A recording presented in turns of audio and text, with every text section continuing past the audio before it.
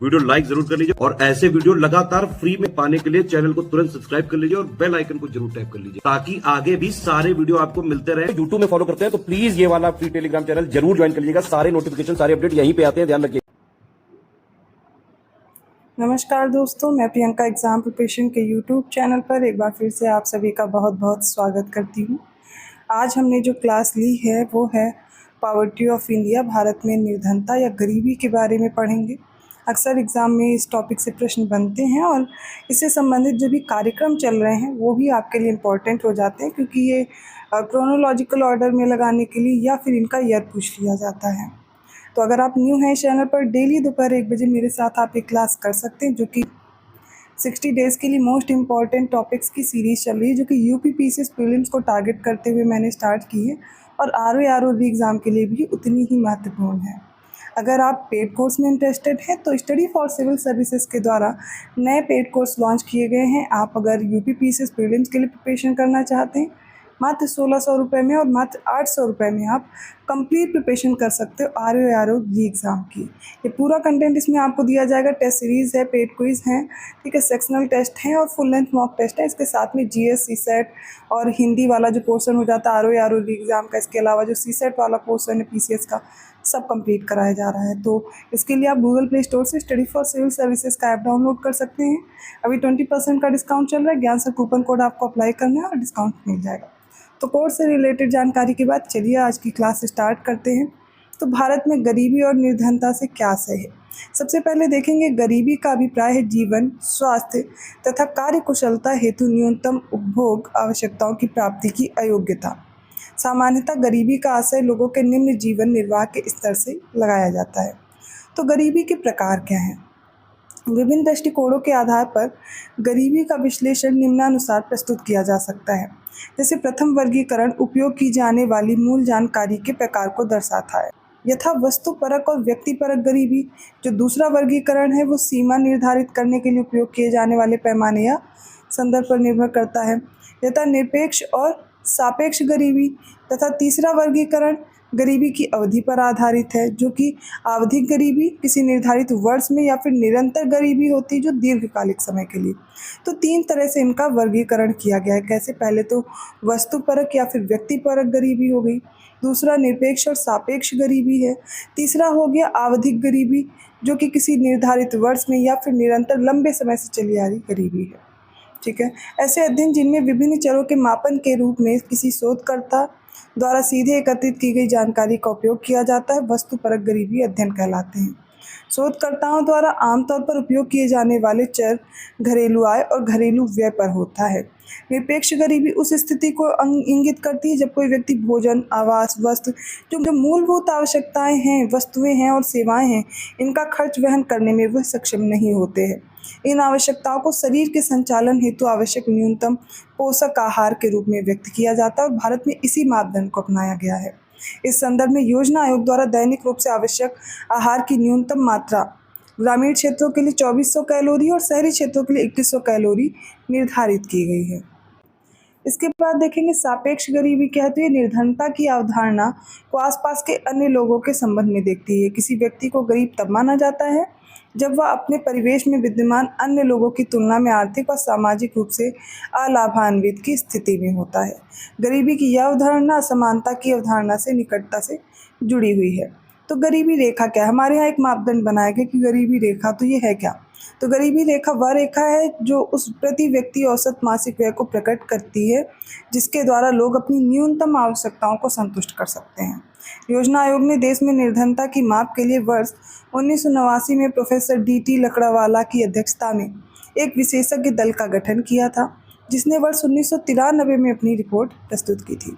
गरीबी रेखा का निर्धारण आय तथा उपभोग के रूप में किया जा सकता है, परंतु आय की तुलना में उपभोग गरीबी रेखा की सीमा निर्धारित करने का एक बेहतर मापदंड होता है। आय वितरण के आंकड़े उपलब्ध नहीं हैं, जबकि उपभोग से संबंधित व्यापक आंकड़े उपलब्ध हैं। भारत में गरीबी रेखा निर्धारित करने के लिए उपभोग की सीमा को आधार बनाया गया है। विश्व बैंक आय के आधार पर गरीबी रेखा का निर्धारण करता है, जिसे डॉलर पॉवर्टी लाइन कहा जाता है।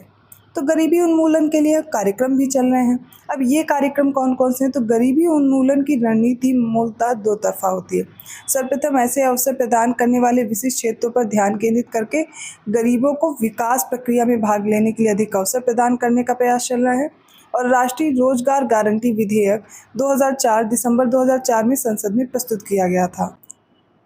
तो प्रमुख गरीबी उन्मूलन, रोजगार सृजन और बुनियादी सेवा कार्यक्रम कौन कौन से चल रहे हैं? पहला है स्वर्ण जयंती ग्राम स्वरोजगार योजना, इम्पॉर्टेंट है। 1 अप्रैल 1999 को ये शुरू की गई थी। डेट याद रखनी है कब शुरू की गई।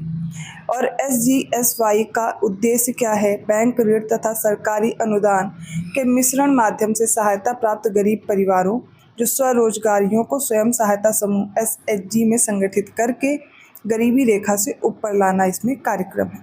नेक्स्ट है प्रधानमंत्री ग्रामोदय योजना।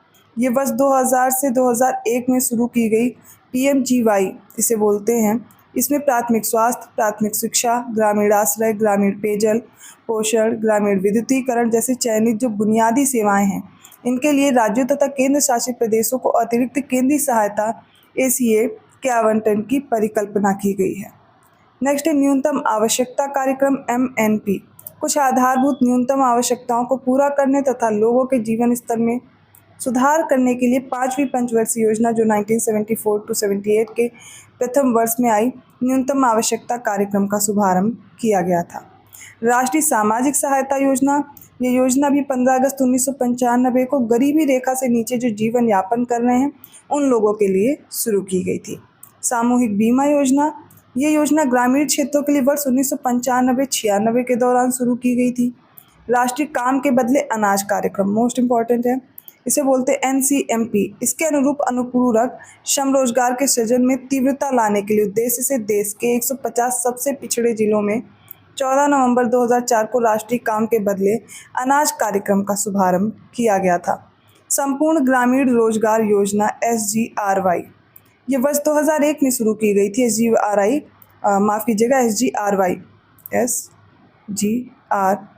ठीक है। इसका उद्देश्य सभी ग्रामीण क्षेत्रों में अतिरिक्त श्रम रोजगार प्रदान करना है और इस प्रकार खाद्य सुरक्षा और पोषण स्तर में सुधार करना है। अगला कार्यक्रम है ग्रामीण आवास इंदिरा आवास योजना IAY। ये 1999 to 2000 तक संचालित इंदिरा आवास योजना गरीबों के लिए निःशुल्क घर बनाने की प्रमुख योजना थी। प्रधानमंत्री रोजगार योजना PMRY, ये 1993 में शुरू की गई थी। शिक्षित बेरोजगार युवाओं को आर्थिक रूप से व्यवहार्य गतिविधि स्थापित करने में सहायता करके स्वरोजगार के अवसर उपलब्ध कराने के उद्देश्य से की गई थी। प्रधानमंत्री ग्राम सड़क योजना PMGSY, ठीक है, दिसंबर 2000 से देखा गया था कि 100% केंद्र सरकार द्वारा प्रायोजित योजना है और इसका जो लक्ष्य था 10वीं पंचवर्षीय योजना अवधि के अंत तक ग्रामीण क्षेत्रों में 500 व्यक्तियों या उससे अधिक की आबादी वाली असंबद्ध बस्तियों को ग्रामीण कनेक्टिविटी प्रदान करना। सूखा प्रवण क्षेत्र कार्यक्रम DPAP, रेगिस्तान विकास कार्यक्रम DDP और एकीकृत बंजर भूमि विकास कार्यक्रम IWDP। ये सारी जो योजनाएं थी ये भूमि के विकास के लिए थी कि बंजर भूमि, अपघटित भूमि के विकास के लिए DPAP, DDP, इसके अलावा IWDP वर्ष 2004 से 2005 के दौरान से कार्यान्वित किए जा रहे हैं। अंत्योदय अन्न योजना AAY, ये दिसंबर 2000 में शुरू की गई थी। AAY लक्षित सार्वजनिक वितरण प्रणाली TPDS के अंतर्गत गरीब परिवारों के गेहूं के लिए 2 रुपये किलोग्राम आप देखेंगे गेहूं मिल रहा है और चावल 3 रुपये किलोग्राम। तो इसकी अत्यधिक रियायती दर पर खाद्यान्न प्रदान करने की जो ये योजना है और जारी करने का जो पैमाना है वो प्रारंभ में 25 किलोग्राम प्रति परिवार प्रति माह था। 1 अप्रैल 2002 से इसे बढ़ाकर 35 किलोग्राम प्रति परिवार प्रति माह कर दिया गया है। स्वर्ण जयंती शहरी रोजगार योजना SJSRY, शहरी स्वरोजगार कार्यक्रम तथा शहरी वेतन रोजगार कार्यक्रम SJSRY के 2 विशेष घटक हैं जिसे दिसंबर 1997 में शहरी गरीबी उन्मूलन के लिए कार्यान्वित विभिन्न मौजूदा कार्यक्रमों के लिए प्रतिस्थापित किया गया था। अगली है वाल्मीकि अंबेडकर आवास योजना VAMBAY। तो दिसंबर 2001 में शुरू की गई VAMBAY ये झुग्गी वासियों जो झुग्गी झोपड़ी में रहते हैं इनके लिए आवास इकाइयों के लिए निर्माण तथा उन्नयन की सुविधा प्रदान करती है। कई बार आपको ऐसे ही लिख के दे दिया जाता है कि आपको पूरी योजना नहीं लिख के आती है। PMRY कब शुरू की गई तो आपको इसकी डेट याद रखनी होती है, ये कब शुरू हुई। तो इस तरीके से आप इन सारी योजनाओं को देखेंगे। इंग्लिश वालों के लिए ये अगला कंटेंट है, इसी को आप इंग्लिश वर्जन में देख सकते हैं, स्क्रीनशॉट ले सकते हैं, प्रिपेयर कर सकते हैं।